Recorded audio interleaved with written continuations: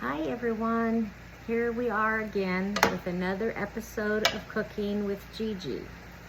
So today I'm actually cooking for my client that I work for.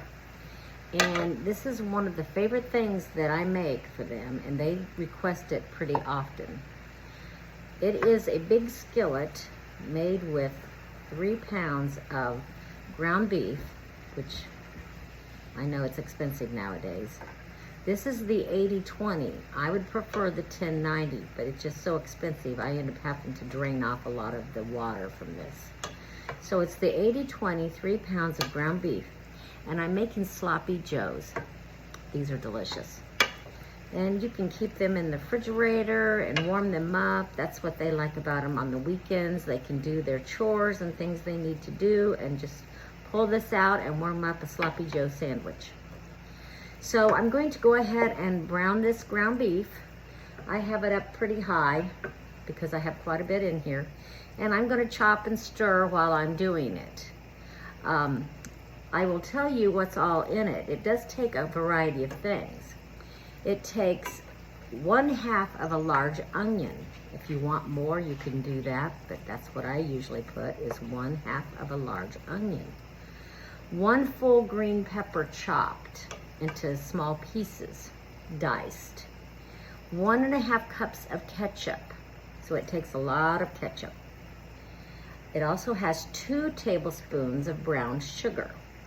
Now what I've done is I've kind of measured out most of my spices into this bowl. 2 teaspoons of chili powder, 1/2 teaspoon of red pepper flakes, freshly ground pepper, and kosher salt to your taste, how much you want.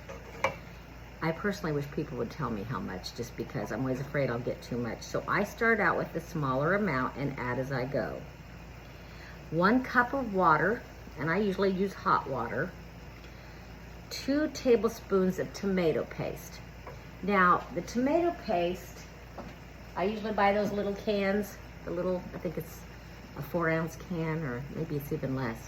But anyway, it just so happens I used that here one time and I had extra tomato paste, so I put it in a container and put it in the freezer for the next time. So luckily, when I forgot to buy the tomato paste, I remembered, oh boy, I have some in the freezer. So I popped it in the microwave and I have thawed it out. It also takes some Worcestershire sauce to your taste. I just go doot, Worcestershire sauce. And it says it's optional, but a little bit of hot sauce, which I usually always use. So once we've cooked this hamburger, I'm gonna drain off the grease and the liquid that's on there.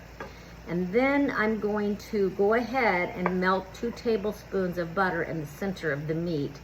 And that's when I'm gonna add some garlic. So a little garlic, and I'm gonna put your onion and your green pepper in there and saute that in with your meat. Okay, so I'm gonna go ahead and continue to brown this meat and get it to where it's ready for the next step.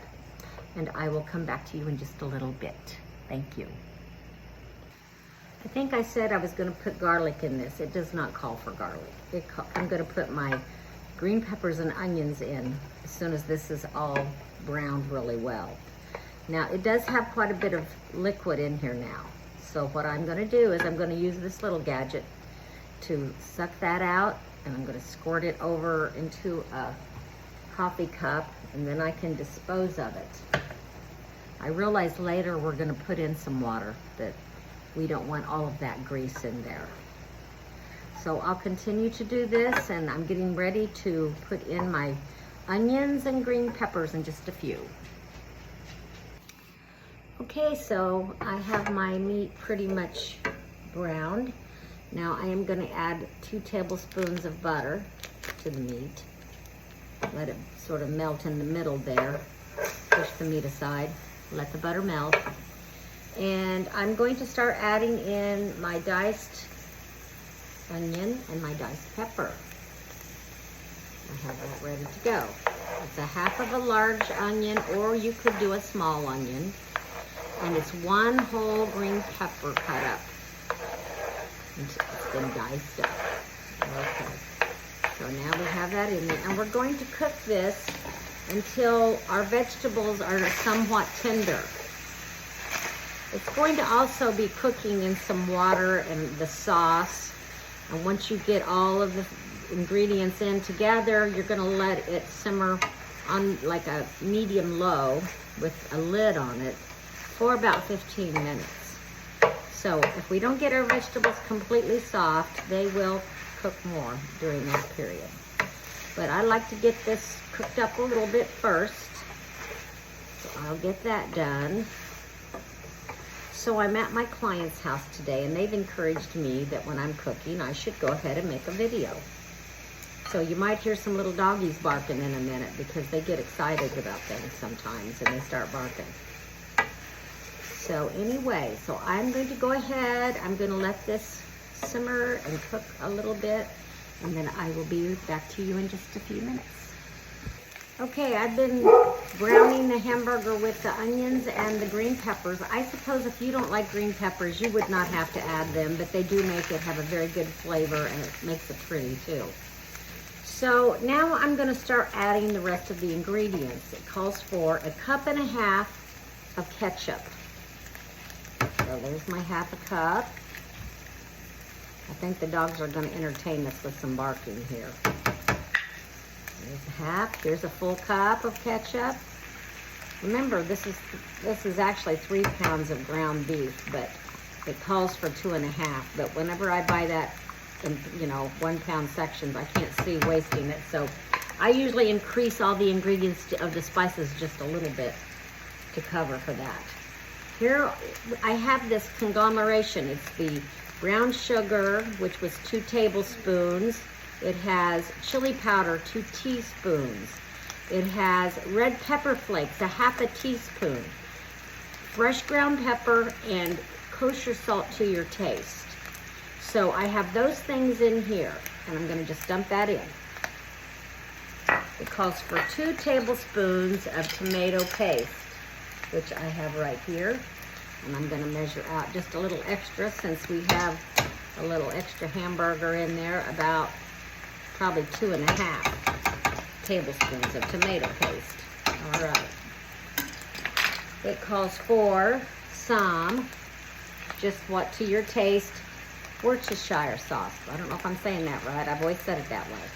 So I give it about 4 dashes. And then just a little bit of this hot sauce, whatever kind you like to use. I'm going to give it about 3 or 4 dashes of that.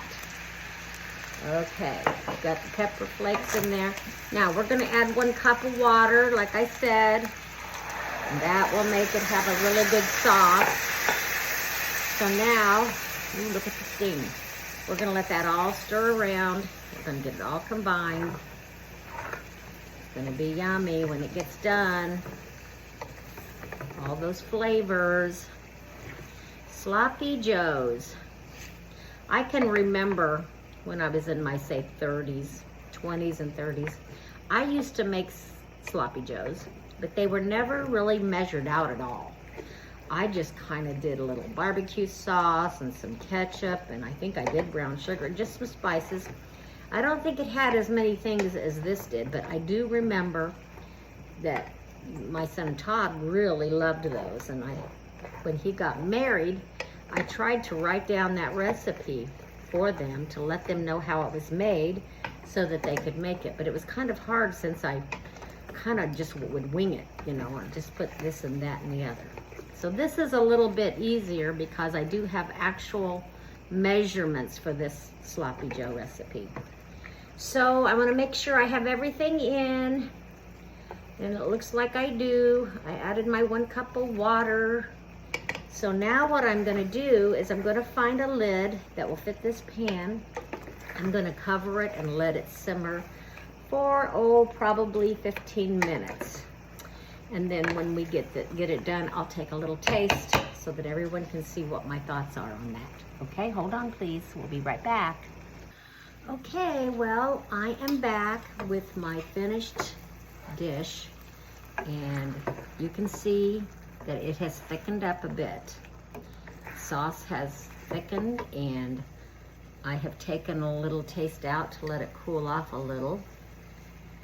That's what it kind of looks like. You can see there's little peppers in there. So I'm gonna take a little taste and double check that it has everything it needs.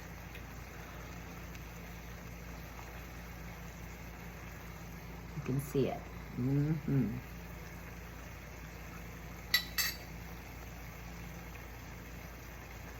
Perfect. It's a little tangy, a little kick, and a little sweetness. That is Gigi's Sloppy Joes. It'll make you a big skillet that you can live off of for a few days, or you can have friends over. Just get you some buns and load it up with the Sloppy Joe mix. And I sometimes like a little slice of cheese on top of mine and let it melt over it. You could also make those pizza burgers like we used to get in high school at Clinton Prairie. That's where I went to school. They would take a bun and they would put the Sloppy Joe on it and then put a piece of cheese over the top and put it in the oven. I really like those. They called them pizza burgers. Okay, I fell for it. All right, well, this is another episode of Cooking with Gigi. It's the homemade Sloppy Joes.